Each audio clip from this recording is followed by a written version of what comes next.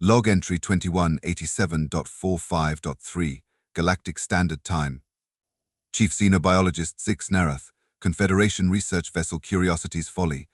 Ah, another glorious cycle aboard this flying tin can we call a research vessel. If you're reading this, future generations, let it be known that I, the esteemed Zix Narath, have officially lost what remains of my sanity. It's been precisely 1,826 cycles since we embarked on this star's forsaken mission to study the most backward, primitive, and utterly baffling species in the known universe, humans. Yes, humans. Those bipedal meat sacks from the backwater planet they call Earth, a name about as creative as their cuisine, which, I might add, consists largely of charred animal flesh and fermented plant matter. Delightful, but I digress.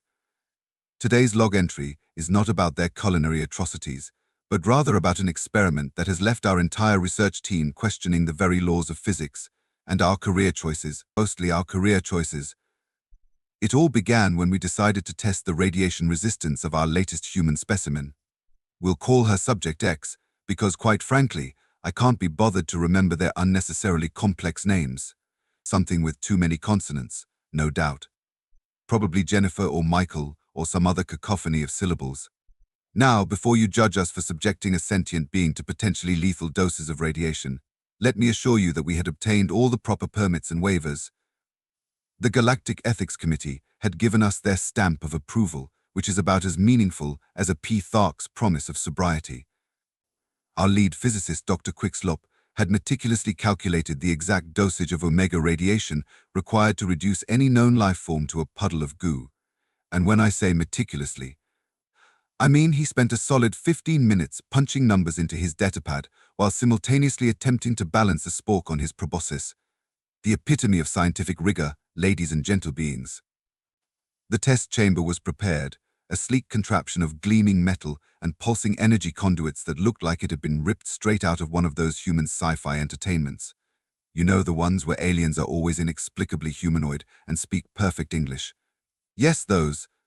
The irony is not lost on me. Subject X was led into the chamber, looking about as concerned as a Florbian sloth during nap time. Which is to say, not at all. Either humans are incapable of comprehending mortal danger, or this particular specimen was operating on a level of nonchalance hitherto unknown to science. As the chamber door sealed with a dramatic hiss, because apparently we're all about theatrics here on the Curiosity's Folly, our team gathered around the observation window. Dr. Quickslop was practically vibrating with excitement, his tentacles writhing in what I can only describe as a highly inappropriate display of scientific anticipation. Initiating Omega radiation sequence, announced our technician, Blurb. Yes, that's his actual name. His parents were either cruel or had a profound appreciation for onomatopoeia. The chamber filled with an eerie, pulsating light. On our monitors, the radiation levels spiked to heights that would make a Cronin sun diver blush. We all held our breath, which, given the diverse respiratory systems present in our crew, created a symphony of wheezes, gurgles, and one particularly disturbing honk from our Ventusian intern. Seconds ticked by. Then minutes. The radiation levels continued to climb, well past the point where any sane life form should have been reduced to its component atoms, and yet there stood Subject X, examining her fingernails as if waiting for a particularly slow turbolift. Dr. Quickslop's eyes, all 7 of them, were practically bulging out of his head.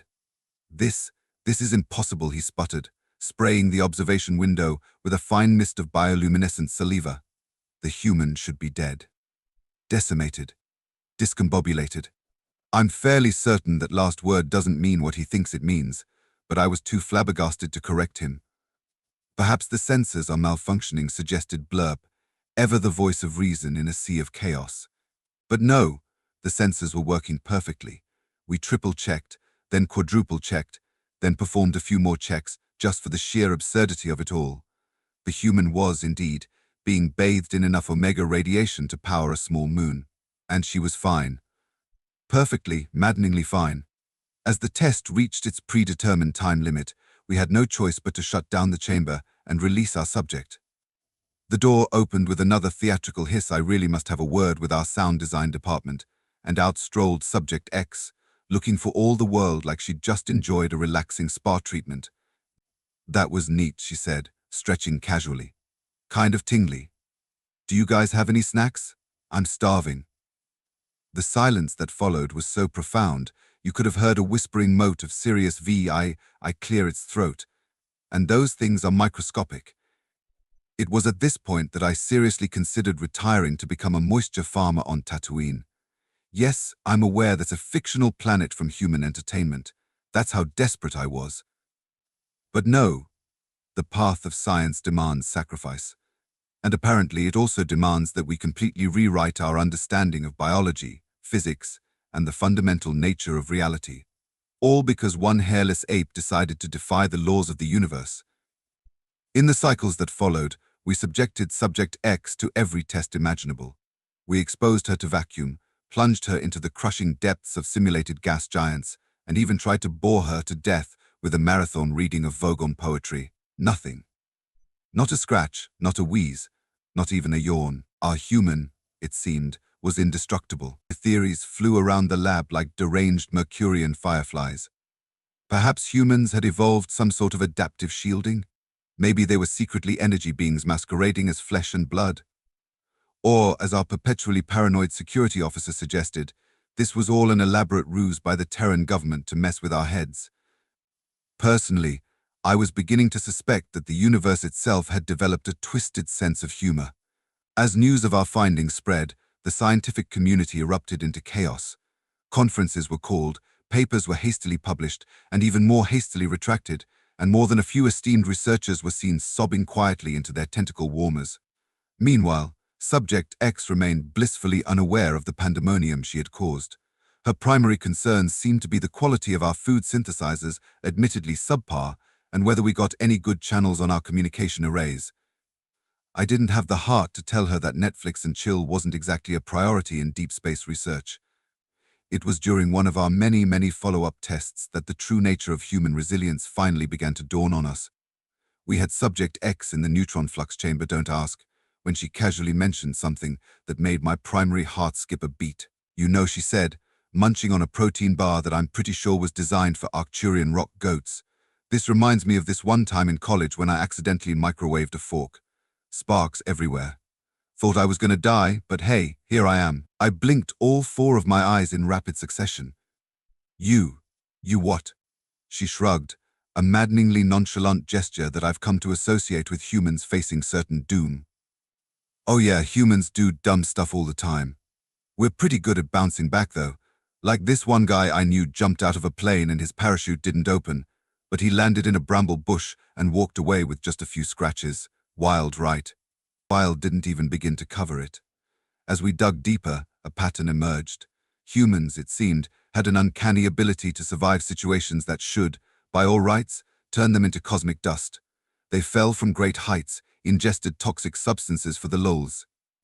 A concept I'm still struggling to comprehend, and regularly engaged in activities that any sane species would classify as suicidal. And yet they endured.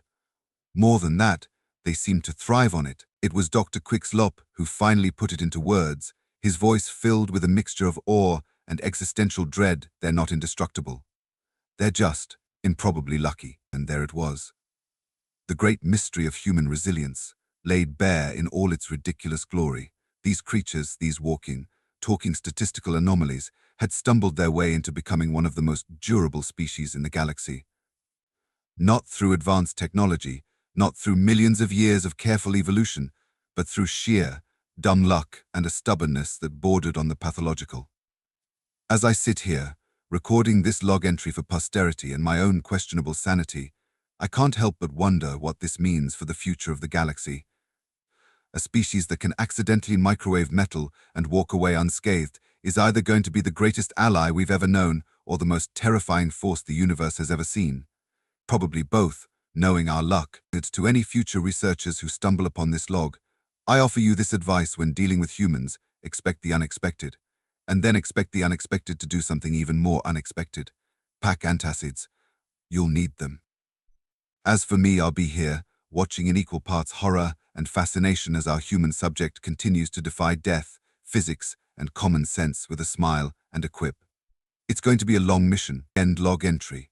Postscript: Subject X has just informed me that she's kind of bored and was wondering if we had any extreme sports equipment on board. I've instructed the crew to initiate emergency lockdown procedures. May the cosmic entities have mercy on us all. Log entry 2187.45.4, Galactic Standard Time.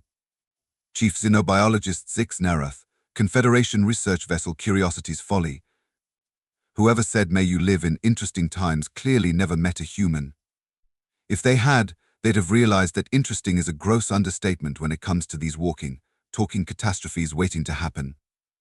It's been precisely 37 standard hours since my last log entry, and in that time, our human subject, let's call her Luna this time, because why not, has managed to turn our meticulously organized research vessel into what I can only describe as a cross between a circus and a disaster zone. Remember how I mentioned she was bored? Well, apparently, in human culture, boredom is some sort of catalytic state that triggers a cascade of increasingly perilous decision-making.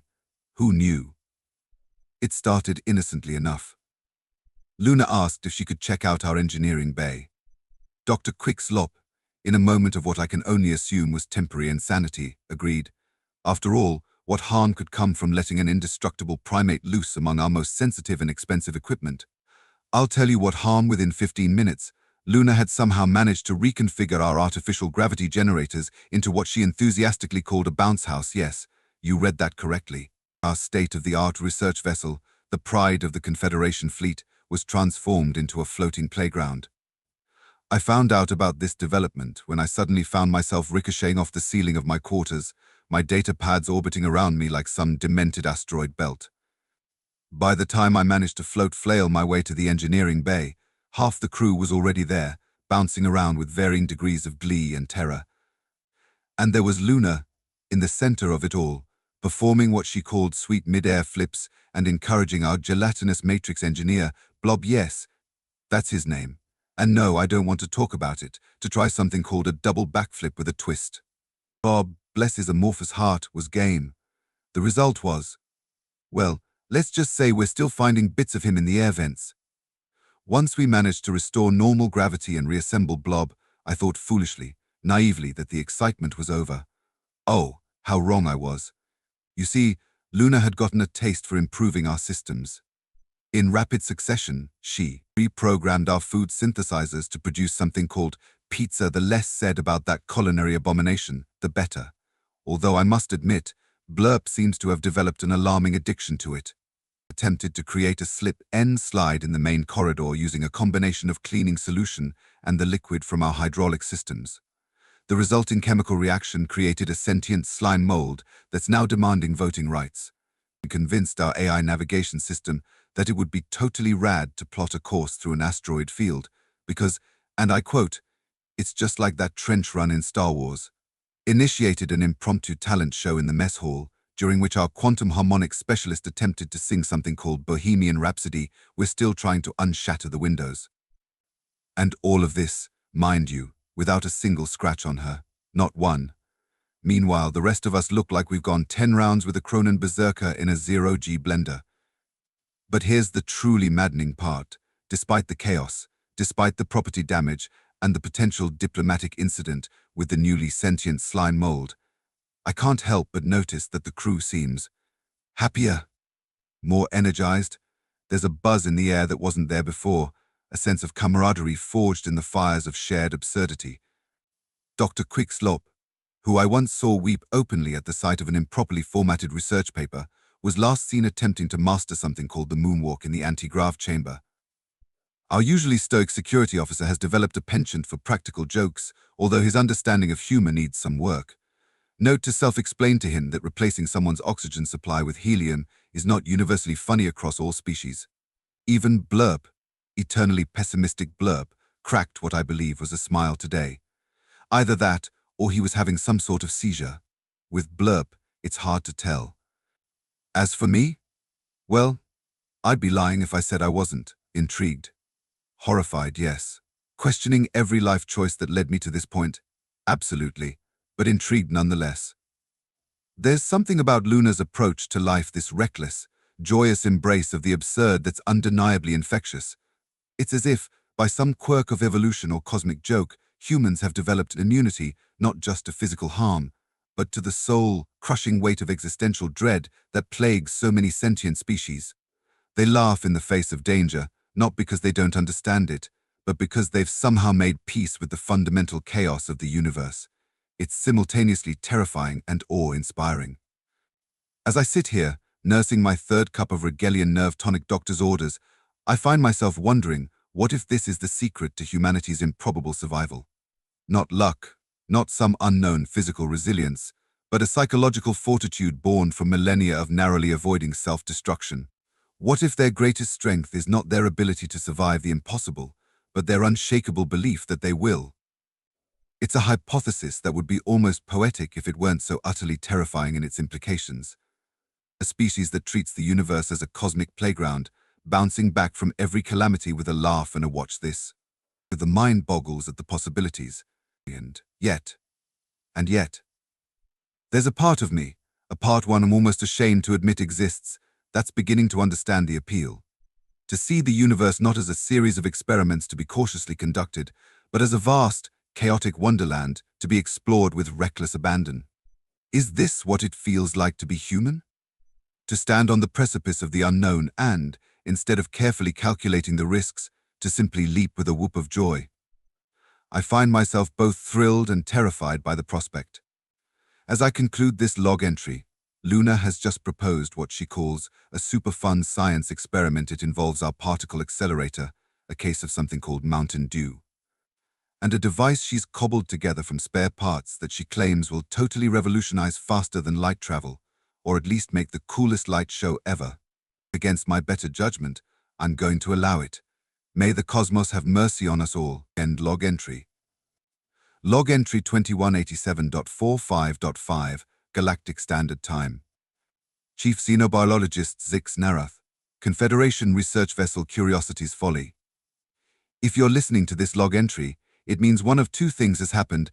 Either I've finally succumbed to the madness that is human-induced chaos, or our species has evolved to the point where we can appreciate the beautiful insanity that is life aboard a research vessel with a human test subject. If it's the former, please, for the love of all that's holy, don't send another human to help. If it's the latter, well, buckle up, because you're in for one hell of a ride.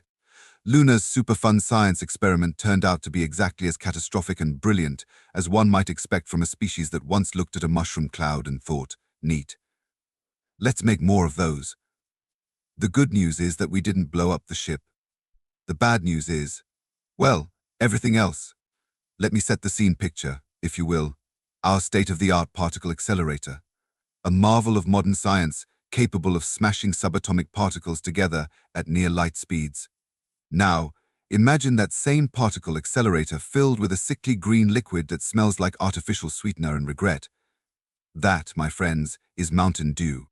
Luna assured us that this was totally how they discovered antimatter on Earth. I'm almost certain she was lying, but at that point, we were all too far gone to care. As she fired up her cobbled-together device, which looked suspiciously like a child's toy mixed with parts from our backup life support system, the air crackled with anticipation. And ozone. Definitely a lot of ozone. What happened next defies explanation. The particle accelerator hummed to life, the Mountain Dew began to glow, and Luna's device emitted a sound that I can only describe as a cross between a dying Zarblaxian swamp whale and a particularly enthusiastic Terran feline in heat. And then, well, then things got weird. The fabric of space-time itself seemed to hiccup. For a brief, terrifying moment, I saw the past, present, and future simultaneously. I watched galaxies born and die in the span of a heartbeat. I understood, with perfect clarity, the punchline to every joke ever told in the universe. And then it was over. As the smoke cleared, literal smoke, I might add apparently, Mountain Dew is flammable under the right conditions, we found ourselves exactly where we had been. The ship was intact. We were all alive, but something had changed. It took us a few moments to realize what it was. Our communications officer, Zipzorp, was the first to notice. Guys, he said, his voice trembling with a mixture of awe and terror. We're getting signals. From everywhere. And he meant everywhere. Our comms array was picking up transmissions from across the galaxy, across time itself.